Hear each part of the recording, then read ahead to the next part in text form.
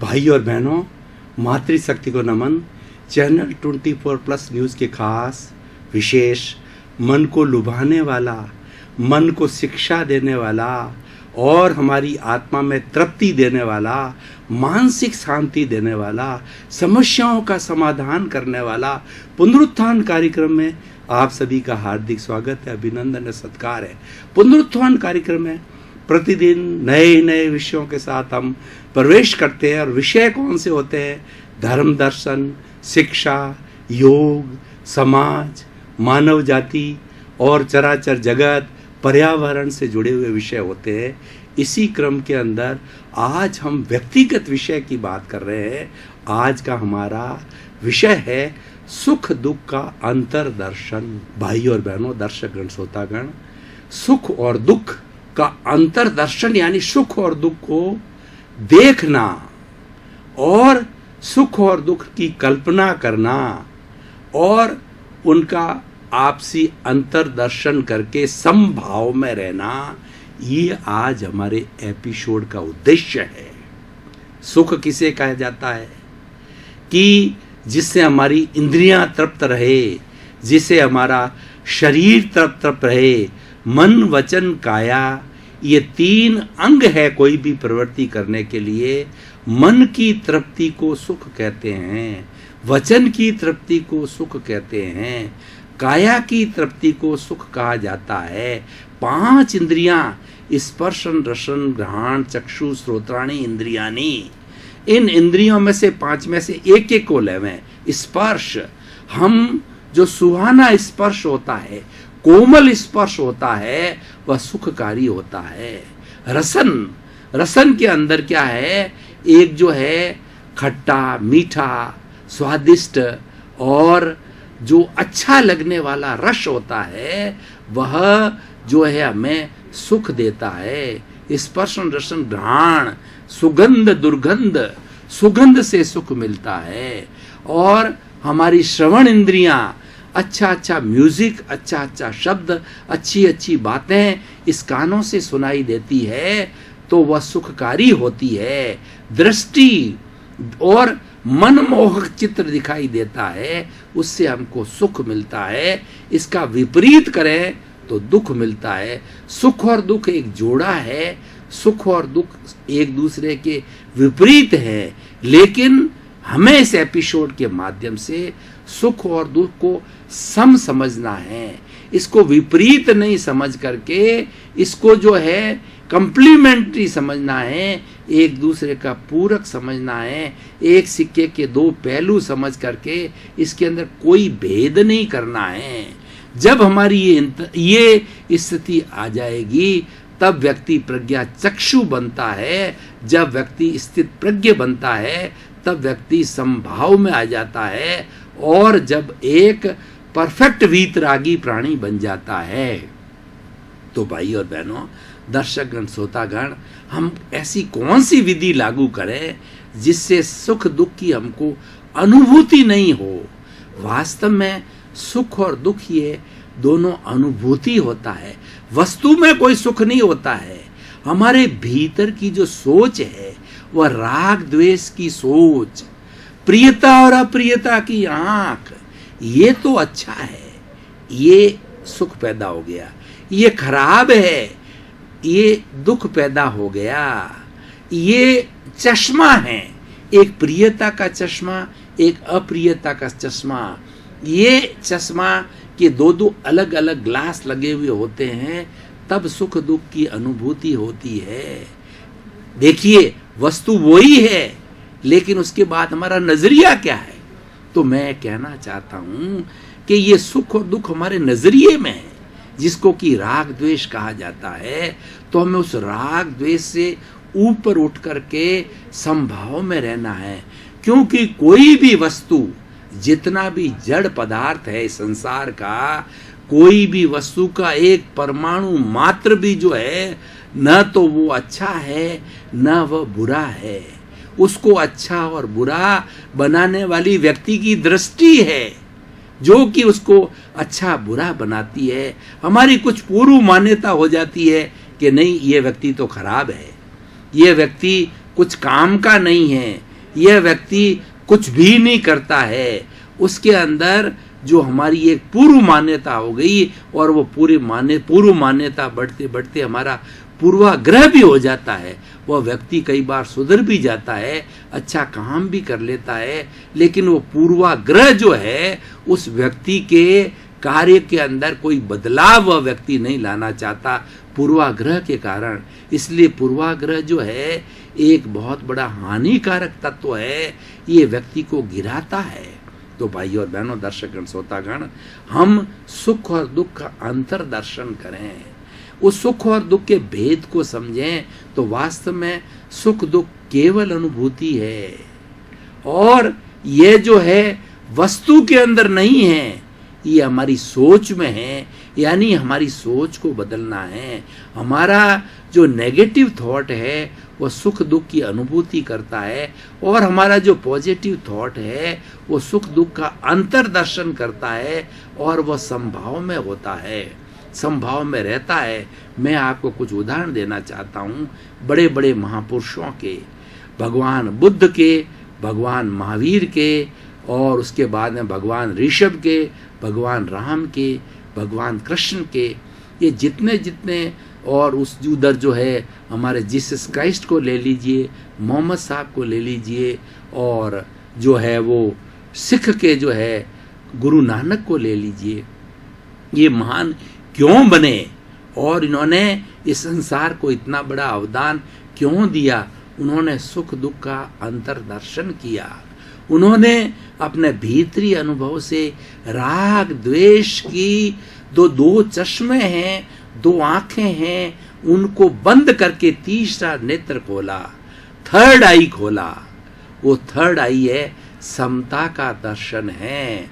सुख दुख की अनुभूति को न्यूट्रलाइज करने के लिए, उसको एक समान समझने के लिए तीसरा नेत्र जो है, थर्ड आई समता का जो दर्शन है, वह हमें इसका जो है इसके अंदर संभाव पैदा करता है। यही आज हमारे इस विषय का मुख्य जो है उद्देश्य है। भाई और बहनों, दर्शकगण, श्रोतागण, ये जितने जितने महापुरुषों के नाम मैंने गिनाए, ये महापुरुष हमेशा समभाव में रहा करते थे। ये राग द्वेष से परे थे। ये प्रियता अप्रियता की आंख से अलग थे। हर एक के थर्ड आई खुली हुई थी। तीसरा नेत्र शिव भगवान के कैसे खुला हुआ था, उसी तरीके से इनके तीसरा नेत्र खुला हुआ था। ये सत्यम शिवम सुंदरम की स्थिति में रहते थे, प्रज्ञा की स्थिति के अंदर रहते थे। तो इस संभाव की स्थिति में रहने के कारण उनको सुख दुख की कोई अनुभूति नहीं होती थी। उनको तो हर क्षण परम आनंद की अनुभूति होती थी और हर प्राणी के वो निर्दोष देखते थे। जब हमारी ये सुख दुख की अनुभूति से परे चले जाते हैं, हम तीसरे नेत्र में चले जाते हैं, प्रज्ञा के जगत के अंदर चले जाते हैं, समता भाव में चले जाते हैं, समदृष्टि के अंदर चले जाते हैं, तो हम जगत को निर्दोष देखना चालू करते हैं। चराचर जगत के किसी भी प्राणी के अंदर दोष नजर नहीं आता है। दोषित कौन देखता है? ये राग द्वेष की दृष्टि है, व्यक्ति को दोषित करता है, वस्तु को दोषित करता है। न तो व्यक्ति में दोष है, न वस्तु में दोष है, दोष राग द्वेष की दृष्टि में है। इसीलिए दृष्टि को बदलिए, समझ को बदलिए, और समझ को बदलना, समझ को विकसित करना ही दर्शन कहलाता है। जब जब समझ बदलती है, तब तक जो है दर्शन की जागृति होती है, दर्शन की उत्पत्ति होती है, और मनुष्य के अंदर एक परिवर्तन आता है। और परिवर्तन का जो साक्षात होता है, वह जगत निर्दोष दिखाई देने लग जाता है। तो भाइयों और बहनों, दर्शकगण, श्रोतागण, आज के सिनेरियो से हम इस एपिसोड को जोड़ें। हर व्यक्ति अगर तीसरे नेत्र से देखना प्रारंभ करे, तो ये सारा जगत जो है उसको एक भगवान वसुधैव कुटुंबकम दिखेगा।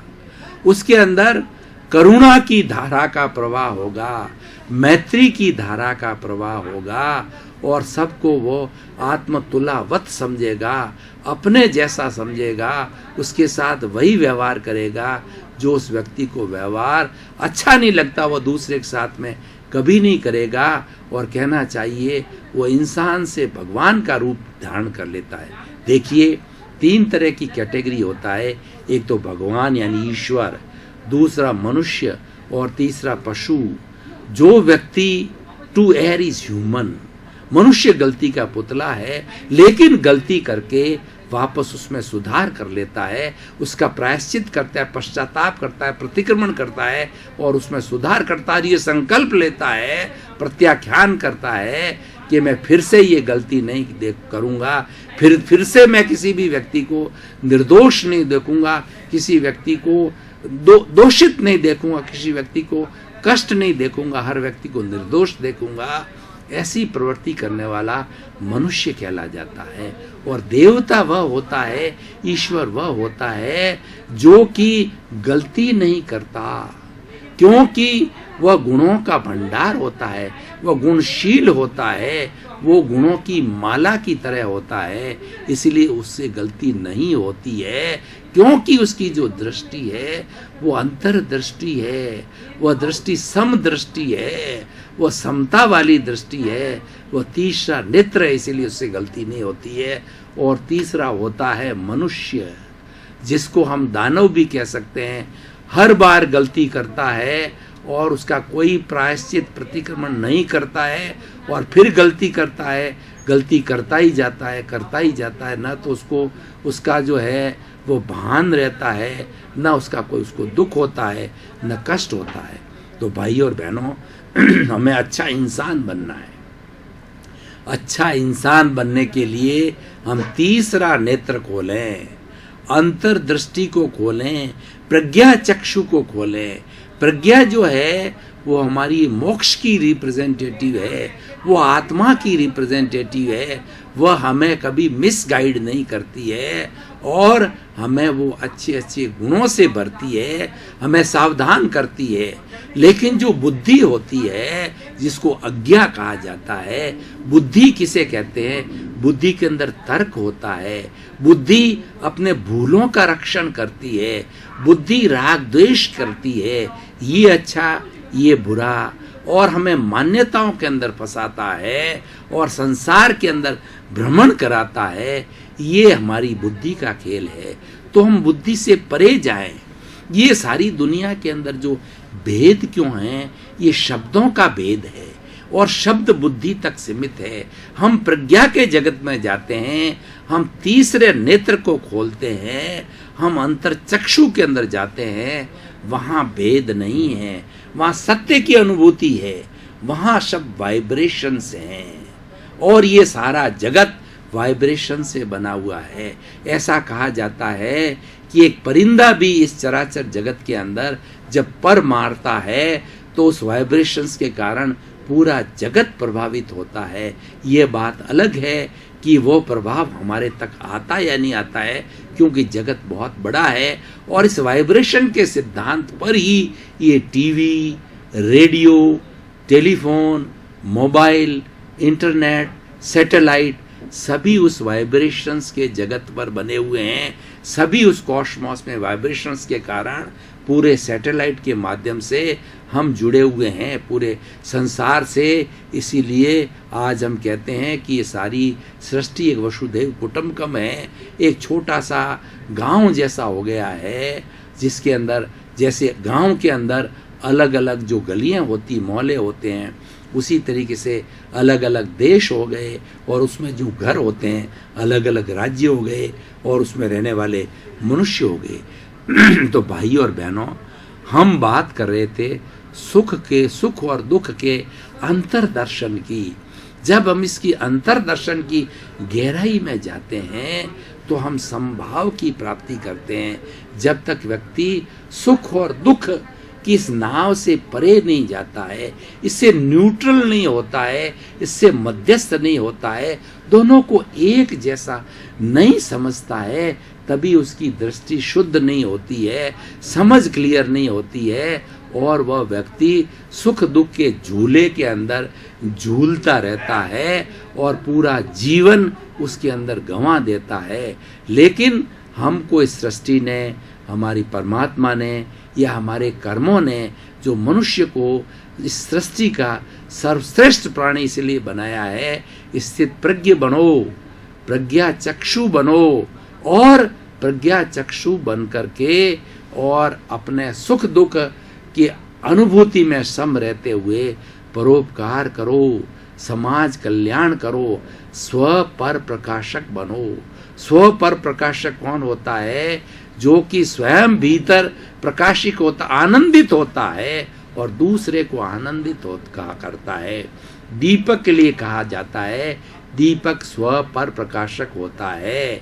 एक घने अंधेरे के अंदर एक छोटा सा दीपक जलाइए तो प्रकाश फैल जाता है, तो प्रकाश फैलने के साथ साथ के अंदर घना अंधकार छट जाता है और वह दीपक भी उस बत्ती के साथ में आनंदित होता है। जब सूर्योदय होता है तो सारा जगत आनंदित हो जाता है, सारा जगत जो है वो एक एक्टिव फॉर्म में आ जाता है, कार्य प्रणाली में आ जाता है। इसीलिए ईश्वर ने इस चराचर जगत का संतुलन करने के लिए रात और दिन बनाए हैं। रात सोने के लिए होती है, रात में अंधेरा हो जाता है, तो व्यक्ति ने दिन भर के अंदर जो कार्य किया है वह उसका संतुलन करने के लिए वह विश्राम करे। रात्रि में व्यक्ति विश्राम करे और दिन के अंदर वो समाज कल्याण का, परोपकार का, स्व कल्याण का कार्य करे। उसके लिए ये दिन है। लेकिन होता क्या है, ये लुटेरे होते हैं, वो रात भर बुरे कार्य करते हैं, शराबी होते हैं, अय्याशी होते हैं, वो रात्रि भर बुरे कार्य करते हैं और दिन में सोते रहते हैं। वो एक मनुष्य नहीं है, वो एक दानव का जीवन है। तो भाई और बहनों, दर्शकगण, श्रोतागण, मैं इस एपिसोड के माध्यम से सबसे विनम्र, पूरी 7 अरब की जनसंख्या मानव जाति से विनम्र प्रार्थना करना चाहता हूँ कि अंतर्दृष्टि को खोलिए, समता भाव के अंदर जाइए, सुख के दुख के परे जाइए और सबको आत्मवत मानते हुए आप स्वयं का कल्याण करिए और पूरे इस विश्व मानव जाति का कल्याण करें। जब ऐसी सकारात्मक भावना, पॉजिटिविटी बढ़ती जाएगी तो हमारे समाज में से व्यक्तिगत रूप से नेगेटिव जो है उसका शोधन होना लग जाएगा। देखिए, प्राकृतिक नियम है कि जब हम नेगेटिविटी सोचते हैं तब इस जो है हमारे कॉस्मोस से जो है हमको नेगेटिव एनर्जी मिलती है और ये धीरे धीरे पूरा शरीर उस नेगेटिविटी से चार्ज हो जाता है। अब उसके विरुद्ध में सोचिए, हमने विधायक भावों को सोचा, पॉजिटिविटी लानी चालू की तो हमें कॉस्मोस से पॉजिटिव एनर्जी मिलती है और ये पॉजिटिव एनर्जी सोचते सोचते पॉजिटिव से धीरे धीरे हमारा पूरा शरीर जो है वो 100% पॉजिटिव हो जाता है। उसको प्योरिटी कहते हैं। 24 कैरेट का जो है शरीर कंचन के जैसा हो जाता है, आत्मा कंचन के जैसी हो जाती है और हम जो है वो आत्मा से परमात्मा बन जाते हैं। देखिए, हमारे इस जो है भारतीय संस्कृति में 3 तरह की चेतना बताई जाती है या 3 तरह की आत्माएं बताई जाती है। बहिरात्मा, बहिरात्मा क्या करती है? वह स्वार्थ का काम करती है। वह 5 इंद्रियों के सुख के अंदर ही अपना संसार मानती है। खाया पिया, ऐश किया, धन, परिवार, संपत्ति, बंगले, गाड़ियाँ, उसी में ही पूरा जीवन चला देता है। और ऐसा लोग होता है, वो मैंने पिया, मेरे बैल ने पिया, कुआ ढहे तो ढहे, सेल्फ सेंटर्ड हो जाता है, वह स्वार्थी हो जाता है। ज़्यादातर मानव जगत के लोग इसी कैटेगरी के होते हैं। अब देखिए, उसके बाद में आती है दूसरी अंतरात्मा। हम जो है इसको परार्थ की भावना भी कह, वो जो हमारी बहिरात्मा को स्वार्थ की भावना भी कह सकते हैं, अंतरात्मा को परार्थ की भावना भी कहते हैं। अंतरात्मा क्या सोचती है कि live and let others live, मैं भी जीऊँ, संसार का हर प्राणी जिए और 84 लाख जीव योनि के साथ के अंदर मैं किसी के साथ प्राप्त मन वचन काया से इस जगत के समस्त प्राणियों को किंचित मात्र भी दुख ना हो। हे ईश्वर, मुझे ऐसी शक्ति दो, मैं जगत कल्याण करूं और लोगों को सुखी बनाने के अंदर मेरा जीवन अर्पित करूं। दर्शकगण, श्रोतागण, भाई और बहनों, आपके प्रति बहुत बहुत कृतज्ञता, धन्यवाद, साधुवाद। आप पुनरुत्थान कार्यक्रम की आत्मा हो, पुनरुत्थान कार्यक्रम को बहुत दिलचस्पी के साथ देख रहे हो, इसीलिए पुनरुत्थान कार्यक्रम टॉक ऑफ द टाउन बनता जा रहा है। हमारा उद्देश्य है जगत कल्याण। जय जगत, समस्त विश्व के जीवों को सुख मिले, शांति मिले, आनंद मिले, मोक्ष मिले। सर्वे भवन्तु सुखिनः, सर्वे भवन्तु निरामया। इसी क्रम में दर्शक बंधुओं, आपका जीवन आनंदमय, सुखमय, प्रेममय हो। अपने परिवार के साथ में सुखी जीवन यापन करते करते परोपकार करें, समाज कल्याण करें, जीवन का सार निकालें। आपके प्रति मंगल भावना, शुभकामना।